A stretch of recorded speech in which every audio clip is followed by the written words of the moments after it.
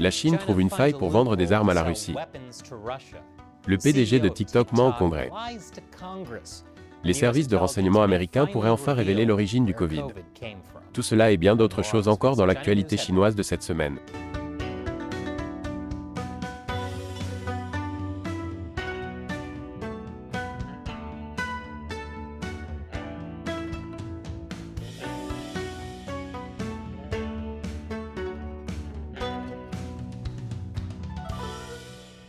Bienvenue à Chine non censurée. Je suis Chris Chappell. Cet épisode est sponsorisé par Incogni. Vous savez probablement que des entreprises collectent vos données personnelles. Mais vous ne vous rendez peut-être pas compte combien elles sont. Des dizaines, voire des centaines, dont vous n'avez jamais entendu parler pour la plupart. Et vous n'avez aucune idée de ce qu'elles en font. Incogni vous aide à les arrêter. J'en dirai plus à la fin. Xi Jinping a rencontré Vladimir Poutine cette semaine. C'est la 40e fois qu'ils se rencontrent au cours de la dernière décennie. Cela me rend triste, car c'est plus souvent que je rends visite à mes propres parents. La visite de Xi Jinping à Moscou a donné un sérieux coup de pouce à la Russie, mais au moins il n'y a pas eu de promesse publique de la part de la Chine de fournir des armes à la Russie. Oui, aucune promesse publique. Mais il ne serait pas surprenant que la Russie reçoive des armes de la Chine. Après tout, ils ont mijoté ensemble. Ils se sont offerts des colliers d'amitié. Ils ont dompté des chevaux que d'aucuns disaient indomptables. Quelle équipe! Et maintenant, ils saluent une nouvelle ère de liens dans un front uni contre l'Occident. C'est magnifique. Ou ça le serait, si cela ne conduisait pas au meurtre de civils ukrainiens. Cela me rappelle que je devrais aller rendre visite à mes parents. Mais après 2 jours passés ensemble à Moscou, Xi Jinping et Poutine ont dû se dire au revoir. Dans un geste énigmatique, Xi a dit à Poutine que le changement était imminent. Des changements que l'on n'avait pas vus depuis 100 ans.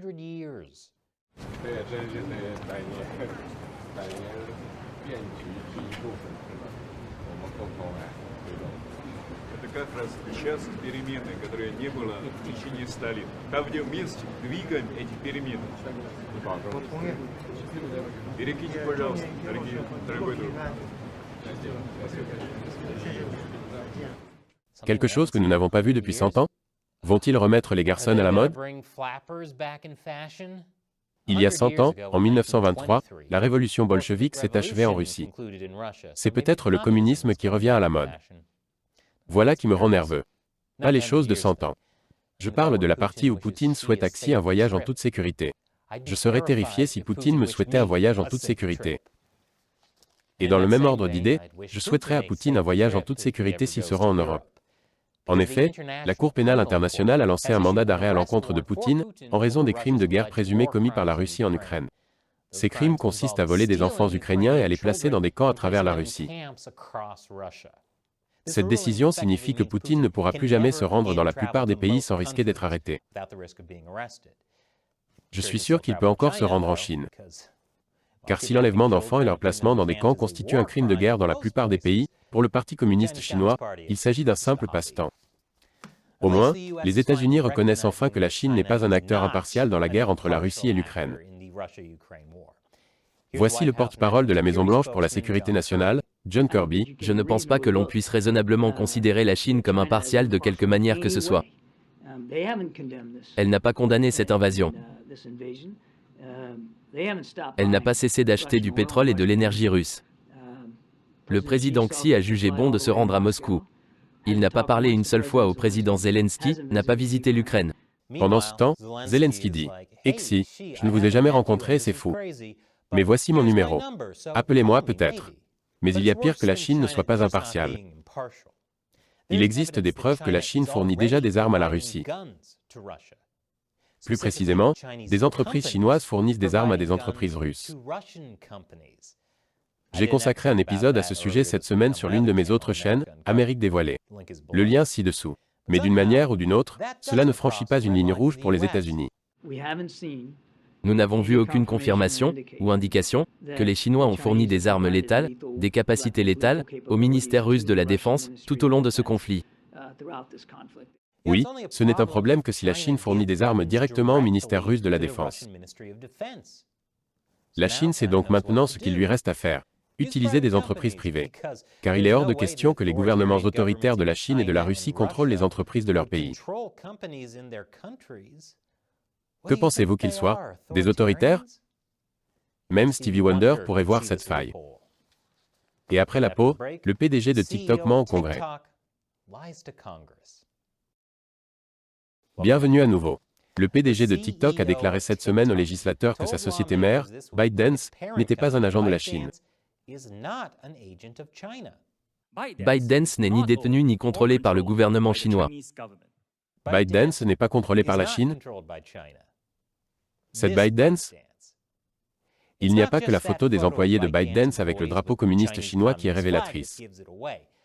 3 lois chinoises adoptées à partir de 2017 obligent les entreprises et les citoyens chinois à soutenir et à faciliter l'accès du gouvernement chinois aux données, à toutes les données qu'ils veulent.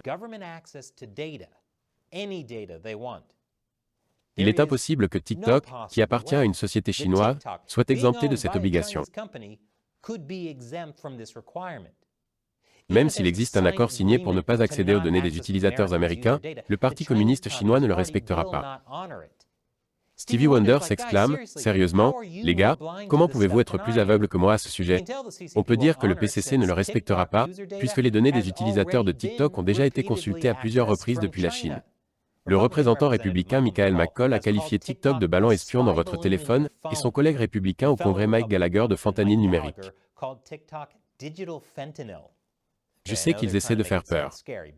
Mais des ballons espions transportant du fentanyl numérique, cela ressemble à un jeu sur téléphone extraordinaire. Le PDG de TikTok présente maintenant quelque chose appelé Projet Texas, qui est censé conserver les données des utilisateurs aux États-Unis. Il espère ainsi éviter que TikTok ne soit purement et simplement interdit aux États-Unis, comme il l'a été en Inde. Mais compte tenu de tout ce que nous savons déjà sur le Parti communiste chinois, il s'agit d'un mensonge. Le projet Texas ne protégera pas les données des Américains. Cet homme ment. Ou il est stupide. L'administration Biden a été avertie à plusieurs reprises des problèmes de sécurité nationale posés par TikTok, mais il est peu probable qu'elle l'interdit. Du moins, pas avant novembre 2024. Car la majorité des 150 millions d'utilisateurs de TikTok aux États-Unis sont jeunes et votent démocrate. Ainsi, toute décision de supprimer l'application serait politiquement délicate pour M. Biden. Il est clair qu'il vaut mieux garder une menace pour la sécurité nationale que de perdre les prochaines élections. C'est comme si un politicien empêchait les gens d'interdire le challenge Tide Pod parce que les enfants l'adorent. Ce serait ridicule puisque ces enfants ne sont pas en âge de voter, ou assez vivants pour voter. Sans aucun rapport avec l'actualité, Google a retiré l'application chinoise Pinduoduo du Play Store pour des raisons de sécurité.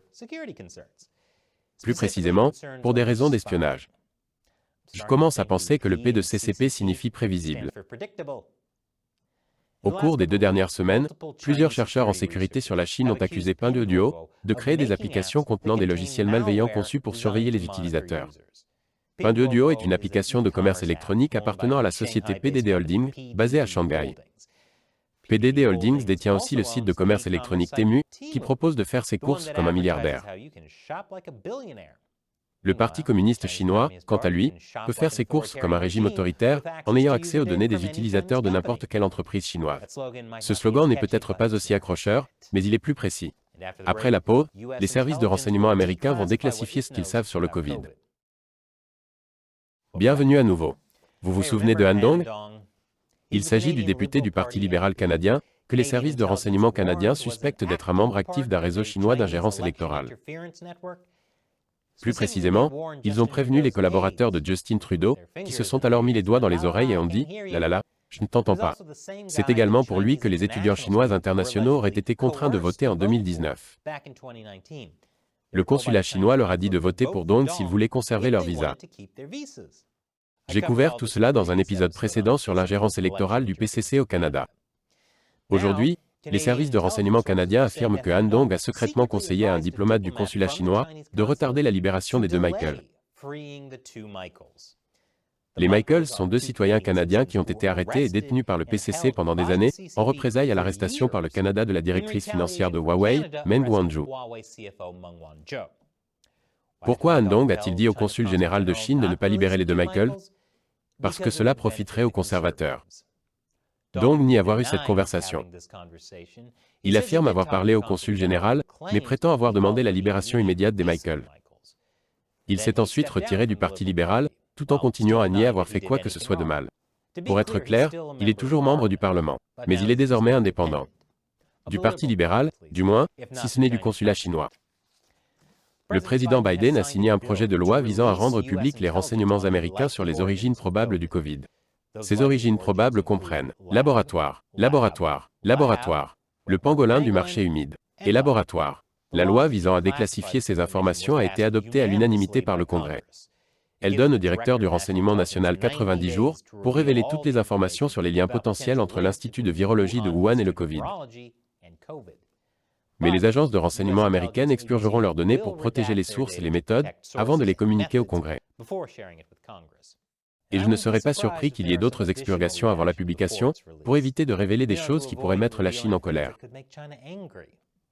Nous pourrions donc nous retrouver avec juste expurger, expurger, expurger, pangolin du marché humide, et expurger. En parlant d'être expurgé, un film d'horreur sur Winnie l'ourson a été retiré à Hong Kong, même si le gouvernement affirme qu'il est autorisé à être projeté.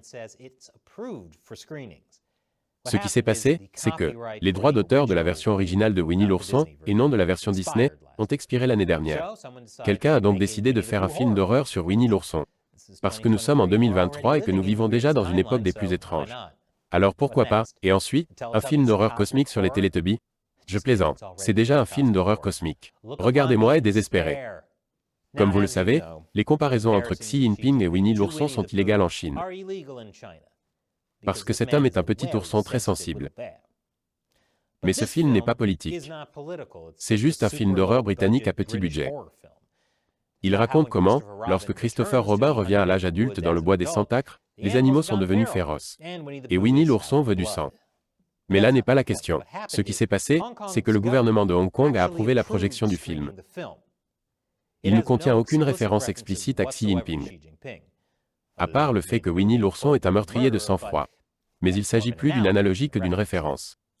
Mais peu avant la sortie du film en salle, le distributeur du film a écrit dans un message sur les réseaux sociaux qu'il annulait la sortie de son propre film à Hong Kong et Macao, sans donner d'explication, se contentant de dire « Nous sommes désolés pour la déception et les désagréments ». Il semble qu'il s'agisse là d'une constante. La loi sur la sécurité nationale de Hong Kong est tout à fait effrayante, elle prévoit des amendes considérables et de longues peines d'emprisonnement. Les gens sont donc terrifiés à l'idée de franchir une ligne inconnue. Par exemple, au cours des 2 dernières semaines, 2 rassemblements de masse, un groupe de femmes et un groupe taoïste, ont été annulés à la dernière minute par les organisateurs, bien qu'ils aient reçu l'approbation de la police. De cette façon, le gouvernement peut dire « Nous ne censurons rien ». Et les gens s'autocensurent par peur. Donc, je suppose qu'il n'est pas nécessaire de montrer aux Hongkongais des films d'horreur. Ils peuvent se contenter de regarder leur gouvernement. Sans parler des monstres des autres gouvernements. Cet épisode est sponsorisé par Incogni. Chaque fois que vous faites quelque chose en ligne ou que vous utilisez des applications sur votre téléphone, un grand nombre d'entreprises collectent vos données personnelles.